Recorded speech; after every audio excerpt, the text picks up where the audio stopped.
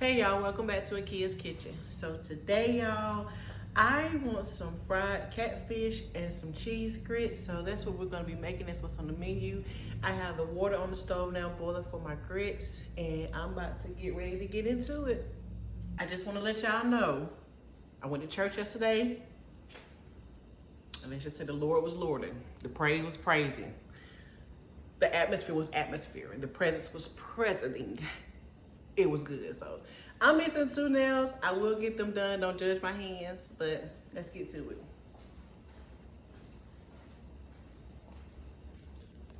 Okay, y'all, so now that we have our water, it has came to a rolling boil. So what we're gonna do now is add some salt. Excuse Miley, y'all, she's in her cage. She can't come out when I'm cooking because she likes to stay in the mix and she likes to stay in my kitchen, and I don't play that. So while I'm cooking, I make her go in her cage.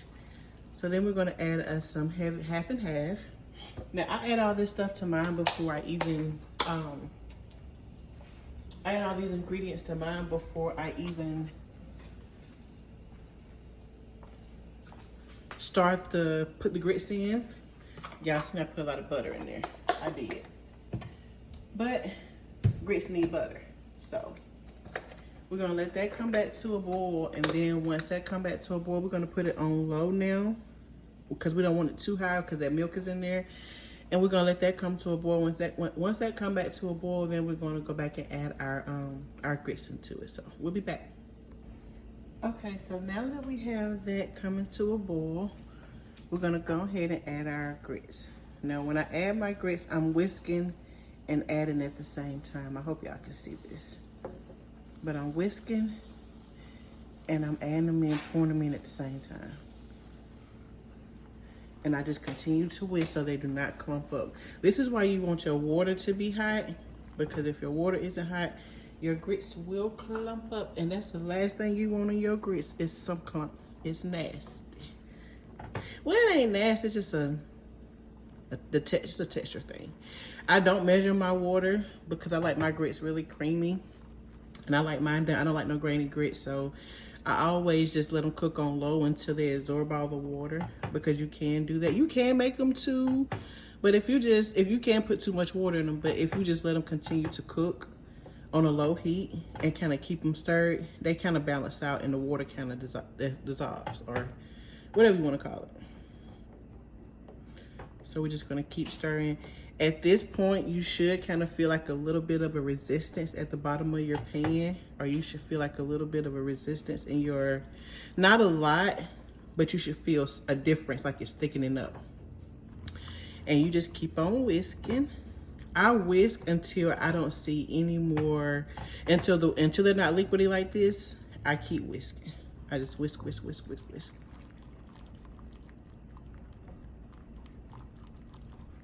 So yeah, we're gonna keep whisking and we'll be back and I'll show you where we're on to next. Okay, so now we got to the point where I'm talking about. So now you see how it's changed in consistency. You can kind of see the grains peeking out through the liquid. So this is where now you know that you can about use your spoon. You know that they've already formed and they won't clump up at this point. And this is the point that you want to make sure that you get to before you actually stop stirring, because like I said, they can clump up on you, and they will. And there's nothing worse than finding clumps in your grits. I'm telling you, it's disgusting. Let me stop saying that, because it's not disgusting. It just doesn't feel right. It's like a it's like a grit anthem. You cannot have clumps. If you have clumpy grits, nobody's gonna want to eat your grits. Just like if you have strings in your sweet potato pie, ain't nobody gonna want to eat that. So I'm just letting y'all know. Stir your grits, whisk your grits. It's best to use a whisk. Some people use a spoon, and I can, but until you get to that point, a whisk is gonna be your best friend. And get you a whisk with this coating, this plastic coating. You don't want to do a metal whisk on your good pots and pans, because girl, we're trying to preserve these non-stick. So get you a good whisk with a plastic coating and just keep whisking. Now that we done got to this point and I know they're not done like I really want them, I am gonna go back in and add some more cream. I love my grits creamy. I do. And some people may say, well, just let them go like this. Nah, I need a little bit more cream. I just need a little bit more cream. So I'll be back, y'all. Okay, so now I'm gonna go back in And I'm going to add a little bit more cream. And when I add that cream, I'm going to go back in and start whisking. Fun fact, if you're going to make shrimp and grits, if I was gonna make shrimp and grits, I probably would have cooked my grits in chicken broth, put a little bit of chicken broth in there because it's more like a savory taste, and it kind of gives it like a different flavor as far as your shrimp and grits. But we're just making catfish and grits today, so I'm just gonna use my handy old water and my heavy whipping cream. I mean my half and half. So yeah, like I said, just keep whisking. So when it gets to this point, you want to turn your heat down low, and you want to put a top on it and just let it go. But do not forget about it. Come back because they will burn on the bottom. They will. Oh yeah, y'all, if y'all want to add, if y'all feel like y'all grits are thickening up too soon and you want to add some more water, make sure it's hot water, or at least hot from the faucet. You don't have to be boiling, but at least make sure that it's hot and not cold. All right, y'all, so I'm a simple girly when it comes to fish, catfish. Not all fish, but catfish, especially if I'm frying it. All I want is black pepper and salt because I love the taste of catfish, and I don't want anything to kind of overpower that taste. Some people, you can use Old Bay, you can use a little bit of lemon pepper. I will sometimes, but that's on very rare occasions. So y'all, I got some catfish that I took. It was the fillet pieces, and I just cut them in half because they're a little too big. Some of them were. So I cut them in half. So what I'm about to do now is drain this water that has came off of them after I washed them and everything. I'm gonna drain this, and then we're gonna season them up. All right, y'all. So now that we got that water drained off, we are going to take some black pepper and just sprinkle it on top.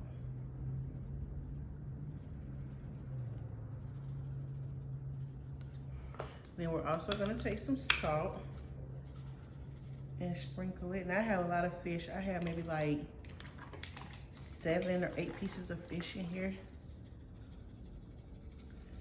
So I want to make sure it gets enough salt. That's it for that. And enough pepper. Like I said, you can use fish fry, you can use whatever seasons that you want. I'm just a simple girly when it comes to catfish. I love my catfish simple. I love the taste of catfish. I don't need all that other stuff, onion powder, garlic powder. Sometimes simple cooking is just as good as adding all those seasonings. So, I'm a simple girly when it comes to that. No harm, no foul. I'll be back. Now, y'all, when I say simple, I do mean simple. So, as y'all can see, I have yellow cornmeal. That's all. You can use fish fry. You can use Louisiana, it's a Louisiana something. Whatever you want to use on your fish, use on your fish. I'm just giving y'all ideas. Again, I say. So what we're gonna do now is take our fish. We're gonna roll it around in that meal. And if you're gonna use meal by itself, use cornmeal and use the, not cornmeal, use yellow meal. Yellow meal is gonna give you that color and that, like that brown color, it's gonna have brown. If you use white meal, your fish will burn before it turns brown. Just FYI.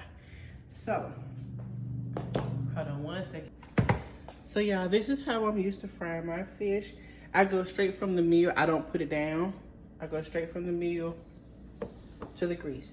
Your grease needs to be hot. It doesn't have to be to the point where it's popping. But your grease needs to be hot in order to ensure that you get that crust and not no mushy fish. It has to be hot. Do y'all see when I laid it down? It started bubbling, it started cooking automatically. You cannot put your grease, you cannot put your fish in no cold grease. I'm telling you now, it's gonna be disgusting. I'm telling you now, the texture ain't gonna be right. You gotta make sure everything right with that grease. Your grease being the right temperature is crucial when frying your fish. And we're just gonna keep battering and laying them. You don't wanna lay them on top of each other. You wanna give them room to breathe, give them room to fry. So I'm always gonna do a few here and there. And when you fry your fish like this, y'all, when I tell y'all it smells like somebody cooking biscuits, It's like somebody cooking biscuits or they cooking fresh cornbread. But it smells so good. Like, I'm from the country where we go fishing and come home and skin them and eat them all in the same day. It ain't no type of you having fresh fish. So that's why I like mine. I like to taste the actual fish. I don't like all the extra seasoning on my fish because of that purpose. Like, I love to taste that fresh fish taste. Now, I don't like fish that's too fishy, like mullet and whiting and all that. Y'all can keep all that. But if you do want to cook that type of fish, you can cook it the same way. You can even cook tilapia this way if you want to. That's up to you. When you get done, your hands gonna look like this. They're gonna look like this. It's just part of the process. I'm sorry. Put some gloves on if you don't want that. All right, y'all. So show y'all these grits, how they thickening up.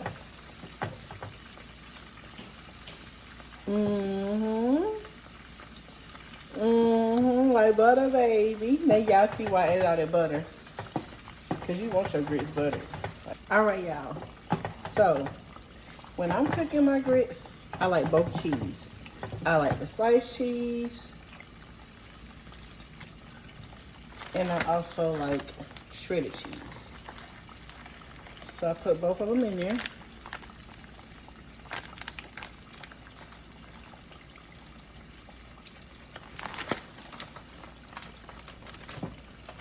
And then I just still continue to stir. Let that cook. But y'all see how thick those grits done got? That's what I mean when I say I like my thicks. I like my thicks. I like my grits thick and cheesy. And then now at this point, I'm gonna go ahead and add some pepper because I like pepper. I like savory grits. I'm not a sugar type of person on my grits, but to each his own. If you like sugar, I think people add sugar at the end when they're done cooking them. I'm not sure because, like I said, I'm not a sugar person. So what we're gonna do is we're gonna sit here and just let this melt. We're gonna keep stirring while it's melting. And we got that fish over there going, y'all. It's time for me to go and turn it. So I'm gonna leave this be real quick. I'm gonna turn my heat down a little bit more and then I'll be back. All right, so here we go.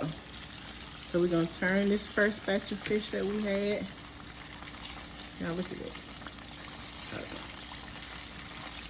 Look at that, y'all. I like my fish fried hard too. So if you like your fish fried hard, you can let it go a little bit longer in this grease. Cause I'm a hard. That's why I cut these down, because I like my fish fried hard. I don't like no fish that's Don't give me no fish that's soggy. I don't like no soggy fish. But we'll be back, y'all. This is almost ready to pull up. I'll give it probably about a good another 3 minutes or so. Not even that, probably 2. And then we'll be ready to pull this up. All right, y'all. So y'all see the cheese is still melting, but do y'all see how creamy those grits look? Y'all, they ain't watery, they thick. And that's it, y'all. So really on your grits right now, you can turn the heat off if you want to and just let them sit here and just marry together and give it one more stir before you actually come in and get ready to serve them. But y'all see how thick them grits is? They ain't even really moving out the spoon for real. Y'all just listen at me now. Just listen at me. I'm gonna have y'all in the, man, when I tell y'all, everybody gonna wanna eat at y'all house. Everybody gonna wanna be over there eating. Everybody gonna be like, where the meals at? Everybody gonna be like, when you cooking such and such. Just listen at me. Just listen. Okay, y'all. So I thought I was recording. Obviously not. But yeah, y'all, when y'all get ready to drain y'all fish, put it on a wire rack so that it's not sitting. I mean, you can put it on paper towel, to each his own, and it doesn't hurt. But I like a wire rack because it gives it time to drain without sitting in that grease. So I like wire racks better than I like paper towels. So if you have a wire rack, try that. Okay, y'all. So let's do our taste test. Y'all look at how thick these grits. Thicker than a snicker. I'm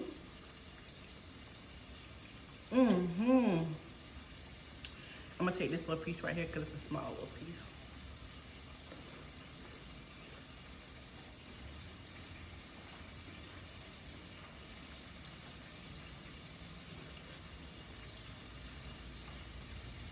Y'all hear that crunch? Okay.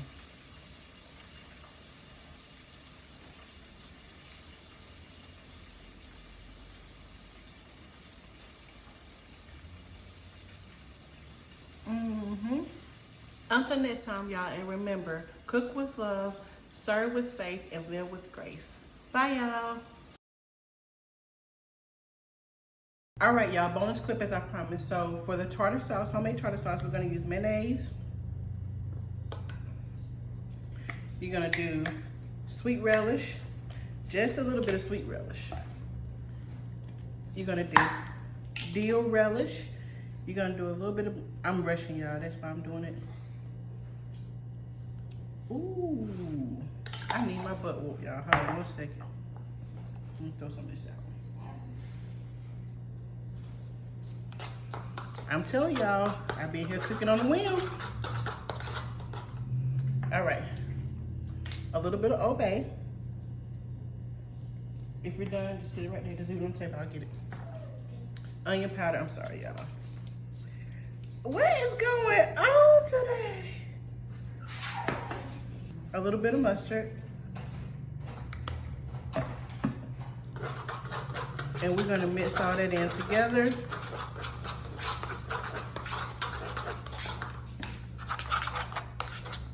And you got tartar sauce.